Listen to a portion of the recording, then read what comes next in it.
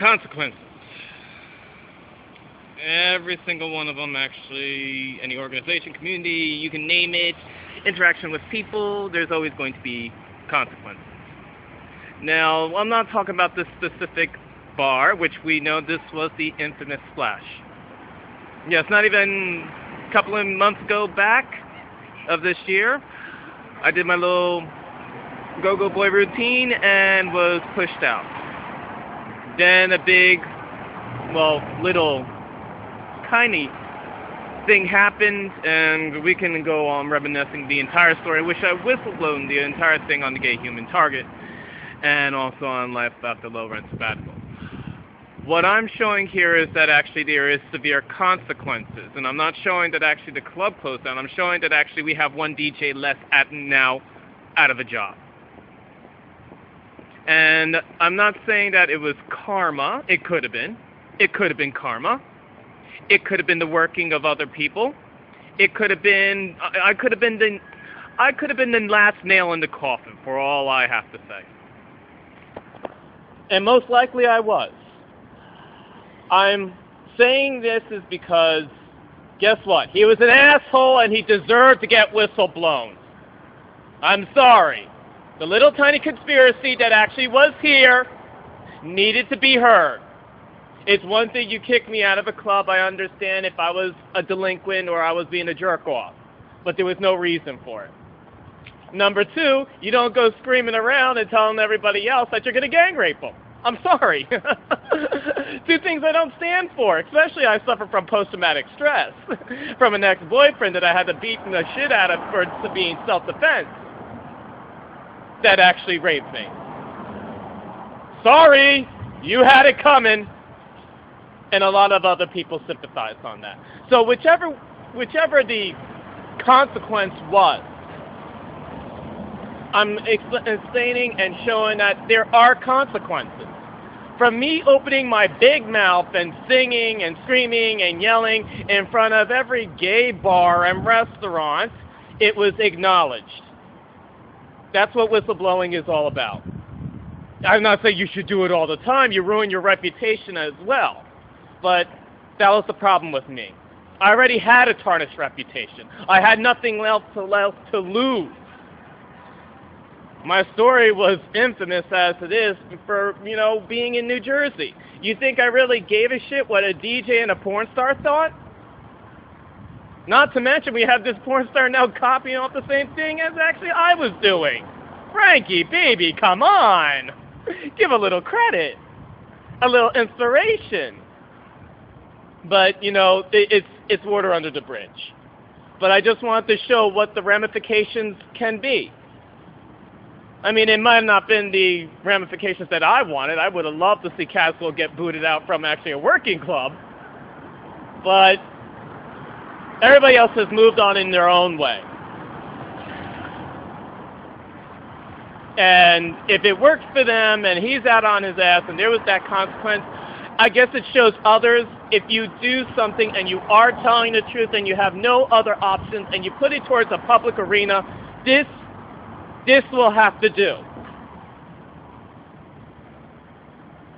I'm saddened by that this action, this result, had to happen.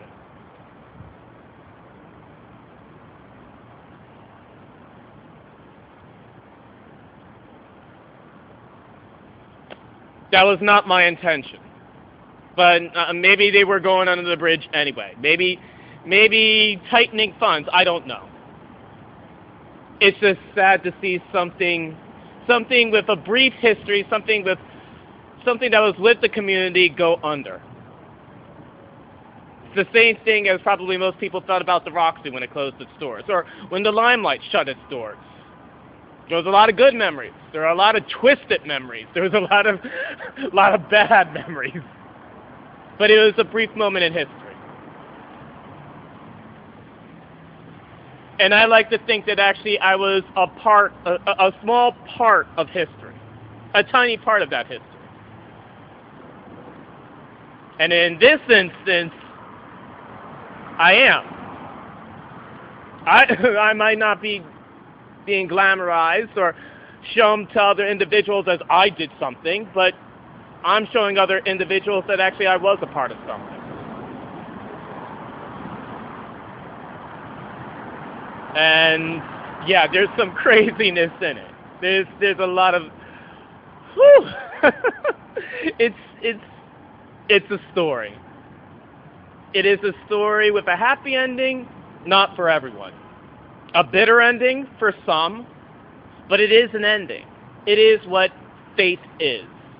It is that ramification. It is that consequence that is the final consequence from a series of events. This is what happens when you spread rumors and you talk shit and people call you on it. You got yourself out of a job and people start talking trash about you.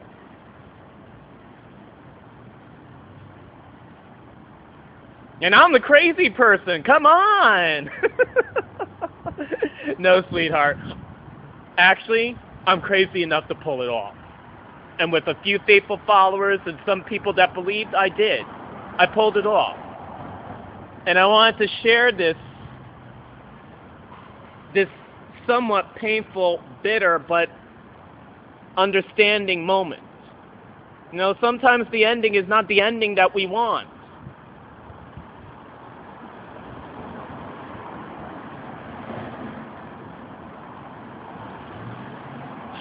I figured that actually I'd do this here and grab the last glimpse of it, because this is not something that actually, oh my God, it's not like the Roxy where it took years to get over. This one is just a brief point in history in which what I had to do for a summer. It's a point in my life where I'm going to be like, yeah, I did it. I did it. You have most people who say, well, grow up already. Well, that is a part of the process of growing up as well. Standing up for your own, especially when you have nobody to depend on. There are times where you're going to have to do stupid and outlandish shit in your life. Sometimes you will have to figure out when not to submit. Like that guy said, he said submit. And it's the perfect word, because not to submit. Anyway, I'm rambling, but I want to show.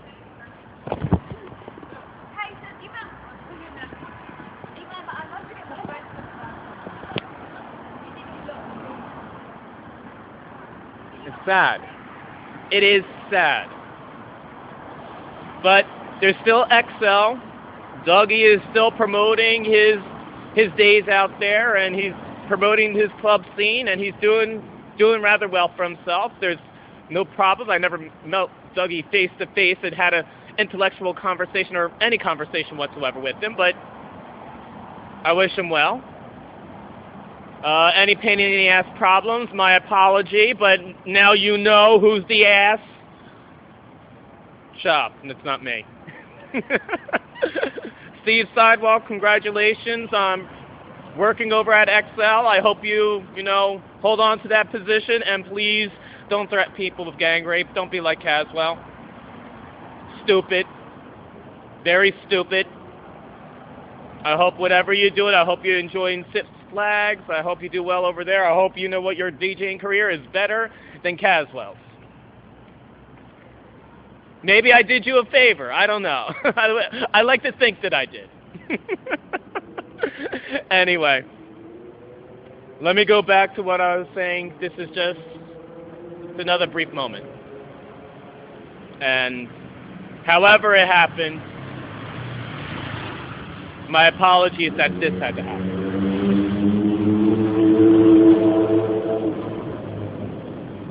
But I hope everyone does well. All right, guys, take care of yourselves. I'm going over to the festival now. I'm going to do a couple of video clips over there because the last video clips that I took, I messed up and I erased! No! No! Yeah, I shouldn't do that in public. All right, guys, take care of yourselves. Bye. Oh, is it getting dark now? Damn it.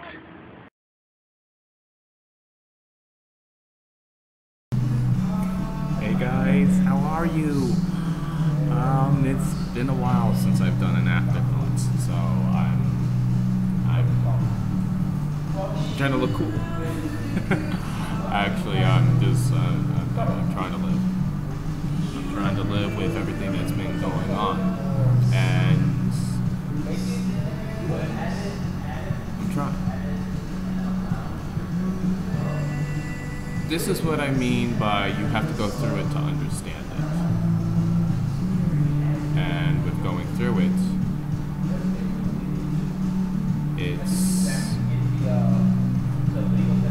it's hard to go back and reflect on it without just your memories and without anything else to look at.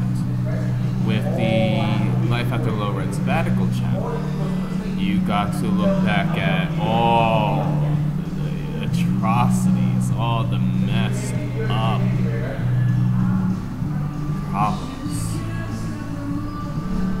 And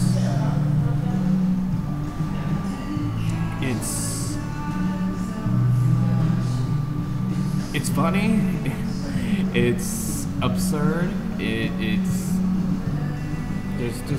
there's so many things you can use to define it besides stupid and ignorant how I am, or how I was, or how I could be. But you have to actually notice the premise behind it. And as what happened with Splash, okay, things happen. And what has happened with AVP,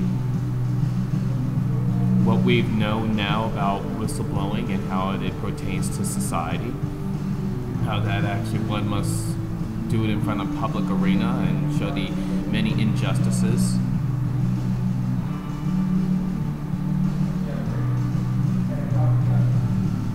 You also have to point out languages that has been seen. Let me take these glasses off. Oh, not so pretty.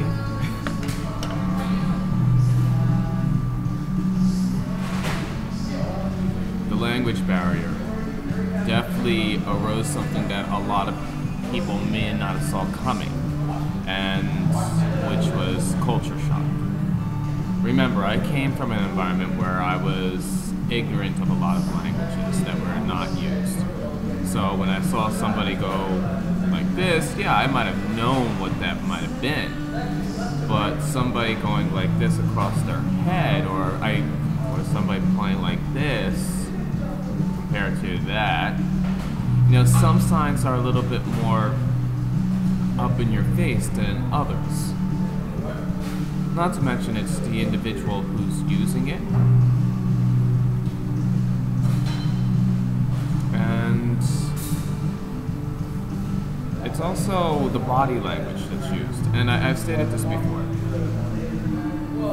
But it did lead to gaslighting, because we did have a couple of individuals in groups of gang stalking, if you want to say the least, that do use code. And other individuals that, still use the language that was based back in 1942.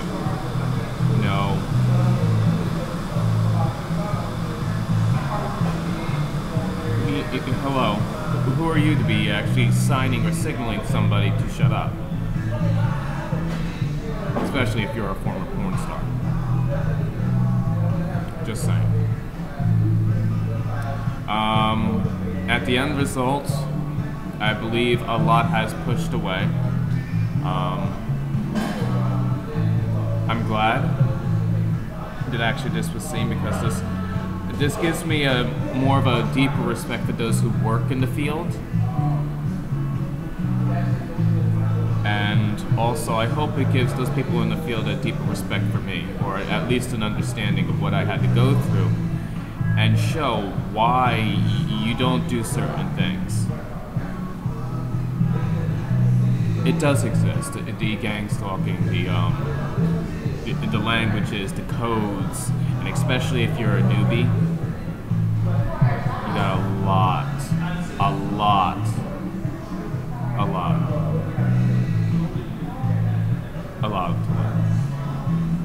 I'm hoping at least this will not prevent. If you're gonna go down that field, that you're gonna go down that field. I mean, there's gotta be some good points too, because at least some, or you wouldn't be doing it. Some of these actors wouldn't be putting themselves up to doing it. But there are other actors in which they do get caught up with it. And unfortunately, I almost got caught up in it as well.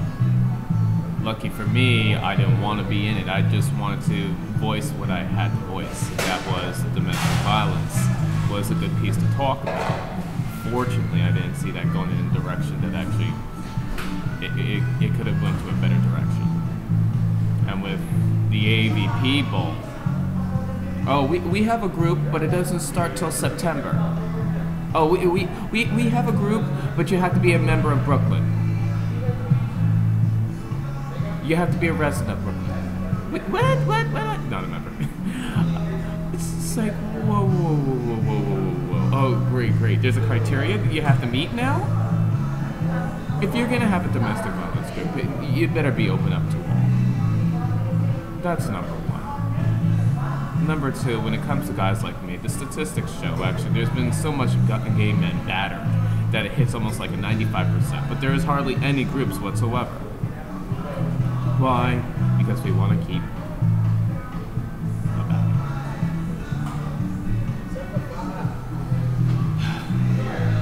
But we've learned this. We learned this, we sympathize with it, we put it out there.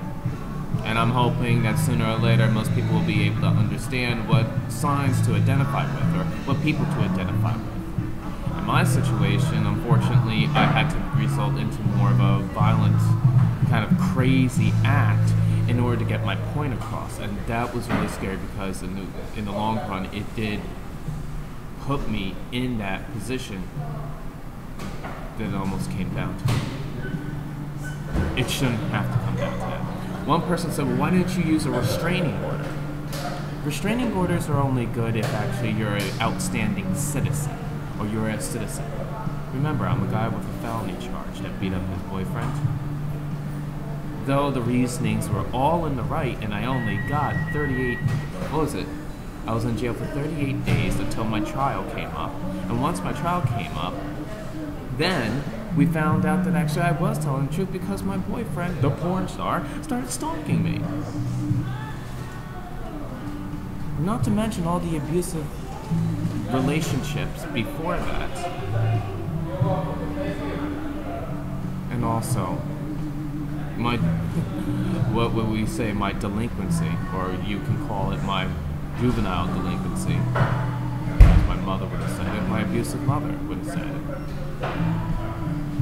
Sad. I couldn't grow up. And that's where I come to our main point here. Our main point here is environment. Nature versus nurture. And we have that argument go on and on over your Psychology 101 class.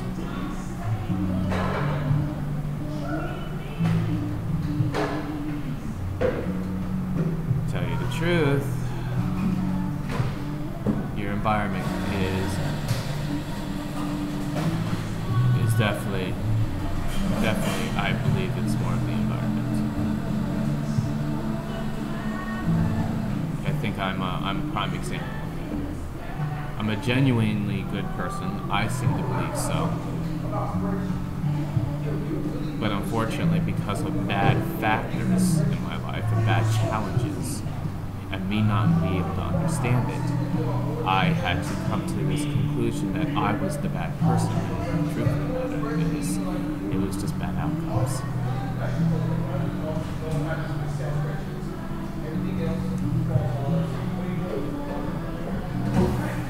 Yes, I'm at my local Starbucks.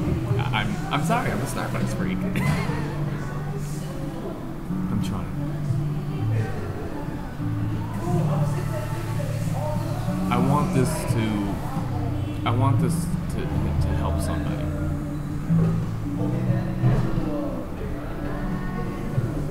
I believe that actually this is the best way to go about it. Will there be another gay human target? Well, let's just hope that there's not a lot of more bad crap happening. Let's just hope it's just stupid stuff. And Also, I think that sorry, my camera is on the loop here. My camera is on the loop here. It's so weird and glitchy. I think I might have to refrain from a lot of cursing. Maybe for this next season, if there is one. I got into a lot of trouble for doing something like this. There's a lot of things that I didn't understand. Designating different kind of sign languages. You know, from ASLs, no. Yeah, right? Which is obvious. From British. Yeah, we know what that one is. You know what this one is from Meet the Fockers? Yeah, once in a while you'll see this on the street. But then you'll start seeing things like this. This, we got that. We understand that. But then you got people doing this stupid stuff, and it's just like, oh, come on. Really? And the signs on the street really are somewhat... You just like look at it, it's like, it's childish. But then, like I said, it depends on how you interpret it, how people interpret it towards you, the body language, and also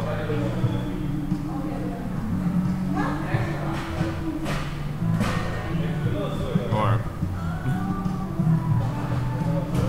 you know, a lot of people were laughing at me for actually saying, how ridiculous can you be? But that's what happens when you don't know it.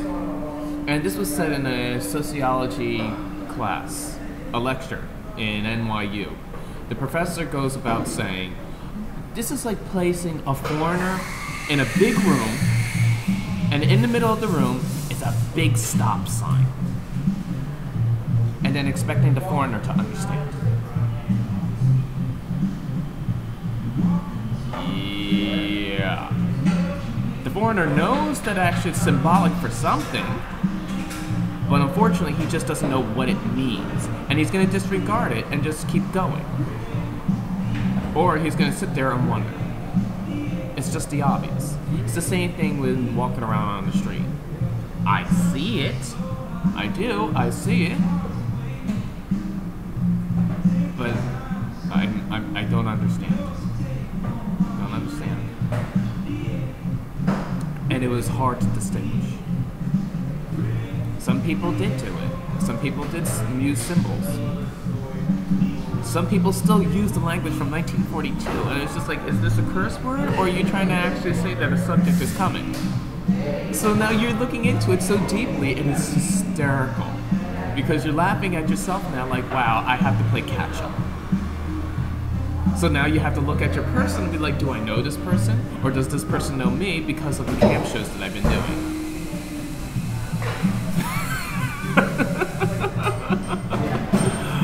Oh, what a headache. I'm glad I did this stuff because there's an overall purpose to this. And that is, now you have an expertise in it. Somebody else who's coming from my situation is going to look back at this and go, oh my God, I got to learn all this. Or they're going to be able to go back to their parents, and when somebody's saying, oh, don't worry, trust us, you know not to trust them. And I've come across this with a lot of old friends of mine. It's just like, dude, you should check out this stuff. You know, and they're like, great, it's a great idea. I'm looking at them like, really? It's like, what?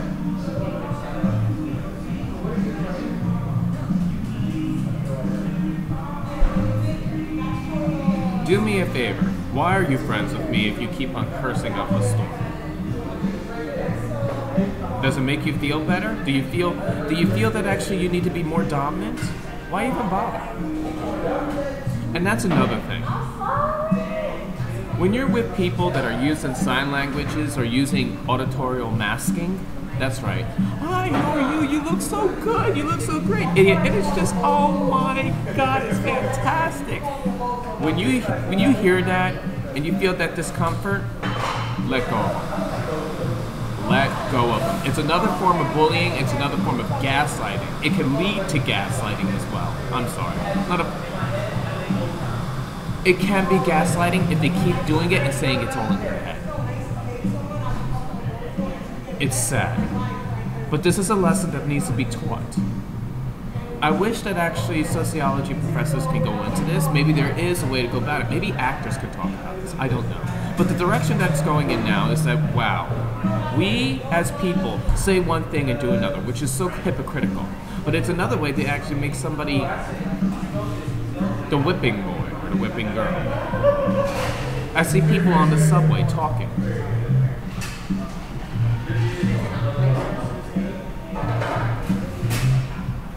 I see people on the subway talking, and they're having this conversation, and this girl in the middle is like, oh, and it's really, oh my god, that's great, and he's so cool, idiot, and it's just like, but she'll say it in a low tone, making it actually not noticeable, telling her boyfriend that he's an idiot, and it's just like, wow. I was like, I caught that. Why didn't he? Did he catch it? I don't know. And then the next conversation, with that conversation, he's talking and they're talking, and he's just like, oh man, that's so cool. That's so fantastic. I'm like, why bother? Really, why bother? If you don't get along with the person or you gotta use your signs, then don't bother. Don't waste my time and don't waste yours because you're just going to end up frustrating each other. People are strange as hell. But this is what I'm trying to tell you. There is a lot going on here. And I'm glad that actually I got to this point to share this with everyone. I'm not trying to say that I know it all. I'm just saying that actually I was ignorant of this because of my education. Education is key, but also common sense education is key as well. These signs need to be pointed out. And when people do this and this should be pointed out as well. Should it be part of the educational system? No, but it should be part of something. There should be a way to educate others and say, look, there's a new code on the street. There's a new signal on the street. There's a new way to go about it. There's new ways of talking to go about it. You don't hear a lot of people talk about auditorial masking either. It's interesting, to say the least. But anyway, I hope you guys enjoyed the Roxy clip. And I hope you guys now really enjoyed the Splash clip. Because you can see that even though those two, back to the Roxy and also back to Splash, those two were two memorable places that actually I held to dear. Not as because it was signified as what I did, it signified that actually it was a part of my life. And though actually I had a rotten times as well, which actually kind of most people would turn away from, I still look at it as they were moments in my life, they were part of my life. And even though I didn't feel I was part of it, they were a part of me. And I believe a lot of people actually can say the same thing. So anywho, I hope you guys enjoy the clip that's tied into this one, which is the Roxy clip. No, I'm sorry, scratch that. I keep thinking about the Roxy because the Roxy was just like Splash. The porn stars, the clip was just like, in a sense, almost like Caswell and Frank. The only difference was is that I was and others listened. So, I hope you enjoyed the Splash clip. See, there's that Freudian slip. It's true. They were similar. The only difference between what was done at the Roxy and what was done with the Splash incident, and what was done with Cliff and what was done with Caswell and Frank, was that actually I voiced it this time as soon as possible. I didn't want to repeat what I repeated back then, and I was close to it. Like I said, I hope you guys enjoyed this clip, and I hope you guys enjoyed this channel, and I hope you guys understand this channel what it really does signify and stand for. Take care of yourself, guys, and drink your Starbucks. Why? Maybe I'll see you at Starbucks. And if you see me and you liked what you heard, or you liked what you saw, you're kind of sketchy about what you saw, or whatever, smile. Hopefully don't catch me in a bad mood. I'm hoping not. I don't think I will be. But take care of yourselves. And I hope you guys got something out of this lesson. This is what I'm thinking for AfterThoughts. This is what I'm thinking now. I had to learn a lot. This was my lesson. Alright? Take care of yourself, guys. Bye.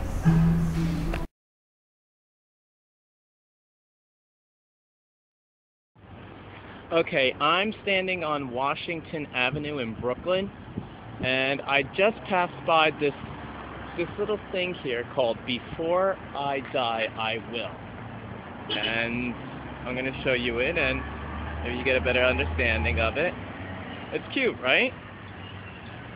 And it ends October 1st. It's by an artist. And here's the information.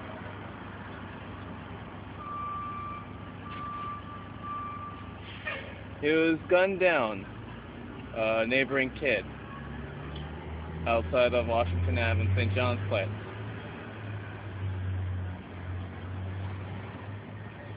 And here's the information right here.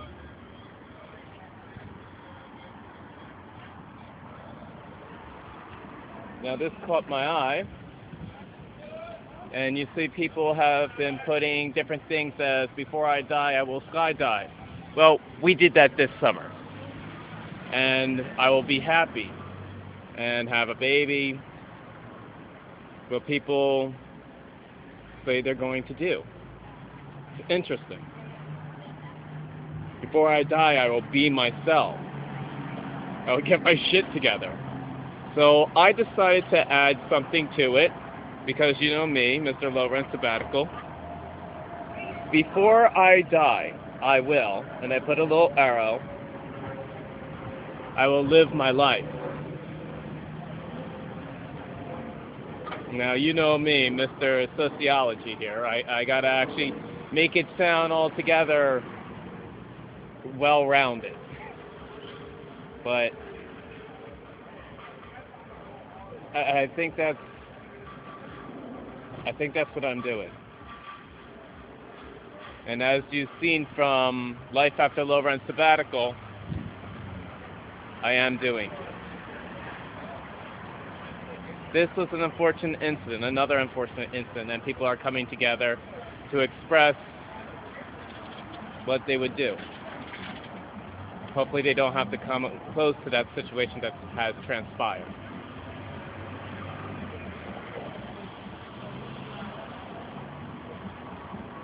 I like this one over here. Be a living legend. Save myself.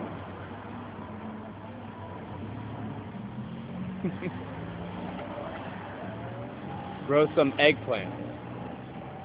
I thought this was just interesting to put on the next Working the Hard Way. Sometimes you do have to stop and not work so hard and just look for a deeper meaning. And sometimes the deepest meaning is in the simplest way of expression. But like I said, this is what I put. Before I die,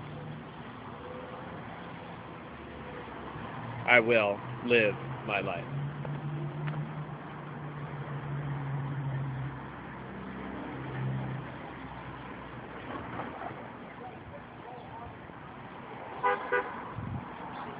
Like I said, I'd rather just show it and show in its importance.